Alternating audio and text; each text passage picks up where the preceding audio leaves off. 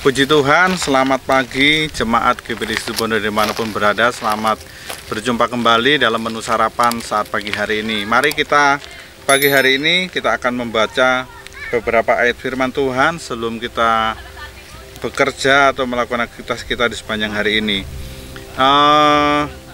Saya akan berbicara tentang kasih mula-mula ya Bapak Ibu. Kita percaya bahwa dalam setiap kehidupan kita pasti memiliki atau mengalami sebuah kasih mula-mula. Kasih yang kita alami, baik itu terhadap seseorang atau pasangan kita, ataupun bagaimana kita memiliki kasih mula-mula kepada Tuhan Yesus Kristus. Kita percaya bahwa kasih mula-mula yang kita miliki itu adalah, atau yang kita rasakan itu, kita alami di saat kita mengalami sebuah pertobatan ya Bapak Ibu. Saat kita mengalami pertobatan, saat kita mengalami perjumpaan secara pribadi dengan Tuhan Yesus, disitulah kita mengalami suatu perjumpaan yang baru. Perjumpaan yang secara khusus yang kita alami bersama-sama dengan Tuhan Yesus, itulah adalah kasih yang mula-mula. Dan saya percaya bahwa orang Kristen yang mengalami atau memiliki sebuah pertobatan yang sejati, pertobatan yang sungguh-sungguh, pasti akan mengalami sebuah kasih yang mula-mula di dalam kehidupannya. Kasih yang pertama, kasih yang sungguh-sungguh. Dan saya percaya bahwa banyak di antara kita pun telah mengalami kasih dari Tuhan Yesus, kasih yang mula-mula yang kita miliki dan kita alami di dalam kehidupan kita. Dengan mengalami atau memiliki kasih yang mula-mula, banyak cerita ya Bapak Ibu, banyak cerita dari teman-teman yang saya dengar bahwa di saat mereka memiliki kasih mula-mula itu, mereka sangat bersungguh-sungguh di dalam mengiring Tuhan. Rasanya mereka kepingin sekali setiap hari itu ke gedung gereja untuk beribadah, doa pagi, berjumpa, bersekutu, melakukan pelayanan dan sebagainya. Itulah kasih mula-mula yang dialami orang yang mengalami pertobatan secara pribadi dengan Tuhan Yesus. Tetapi dengan berjalannya waktu, dengan rutinitas yang kita alami, kegiatan, kesibukan kita, ada beberapa orang dari kita atau mungkin saya sendiri secara pribadi, orang-orang tertentu mengalami kehilangan kasih yang mula-mula sehingga mereka tidak mengalami sesuatu hal yang spesial lagi di dalam kehidupannya.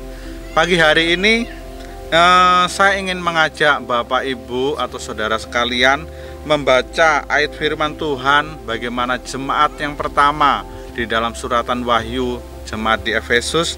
Di sana Tuhan Yesus memberikan sebuah teguran secara khusus kepada jemaat di Efesus ini. Dalam Wahyu 7 jemaat yang pertama, di sana Tuhan memperingatkan atau menegur kepada jemaat ini bahwa mereka mengalami kejatuhan yang sangat mendalam, yaitu mereka mengalami kehilangan kasih yang mula-mula. Mari kita baca di dalam Wahyu 2 ayat yang ke-1 sampai yang ke-7. Kita baca langsung ke ayat 2.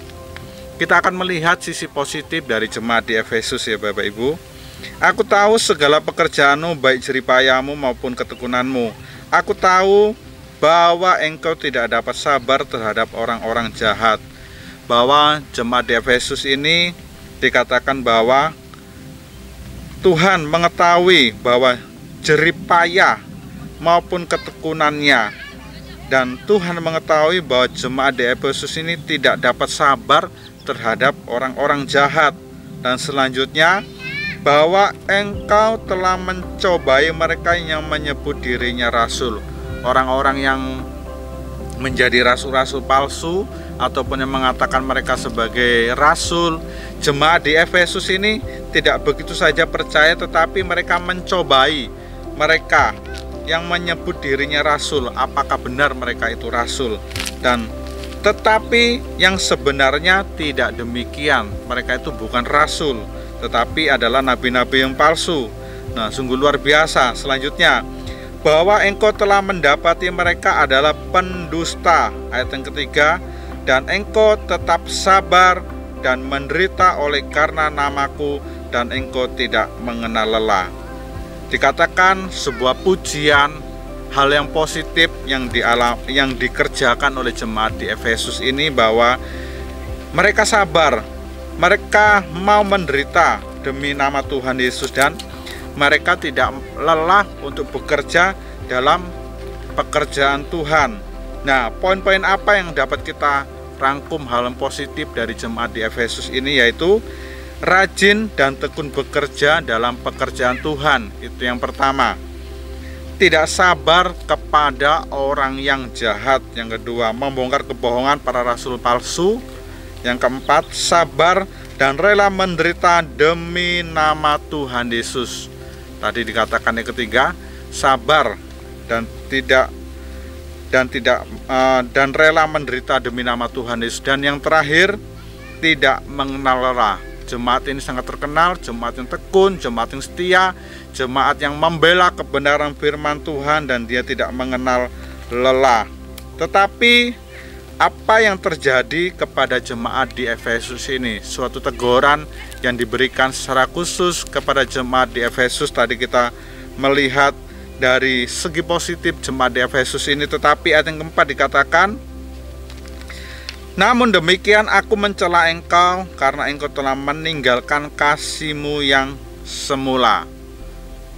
Ayat yang kelima, sebab itu ingatlah betapa dalamnya engkau telah jatuh, bertobatlah dan lakukan lagi apa yang semula engkau lakukan.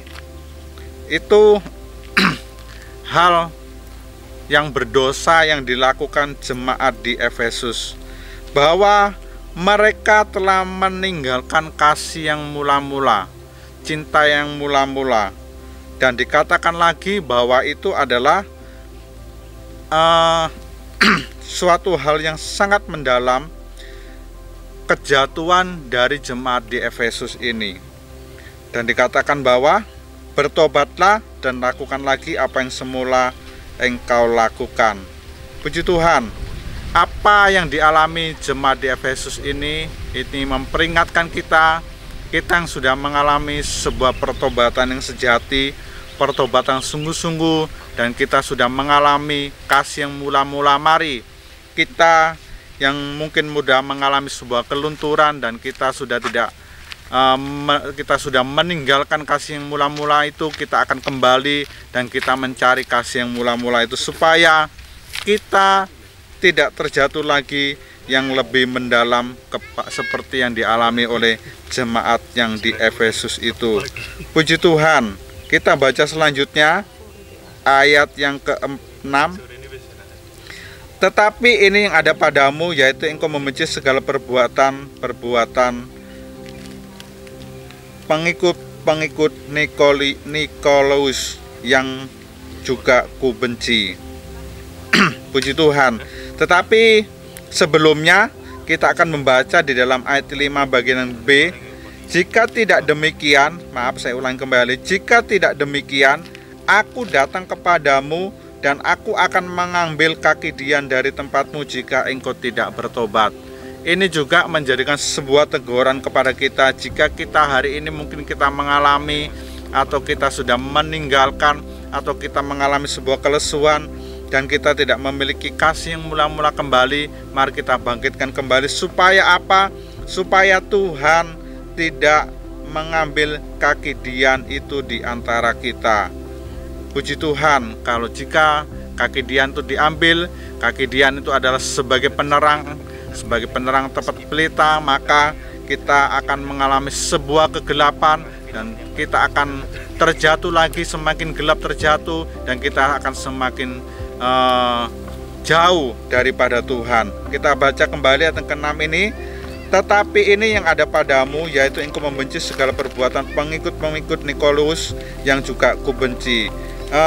Saya membaca bahwa pengikut dari Nikolaus ini adalah mereka yang mengajarkan sebuah perjabulan, tidak mengikuti keselamatan yang dari Tuhan Yesus. Mereka membolehkan sebuah perjabulan.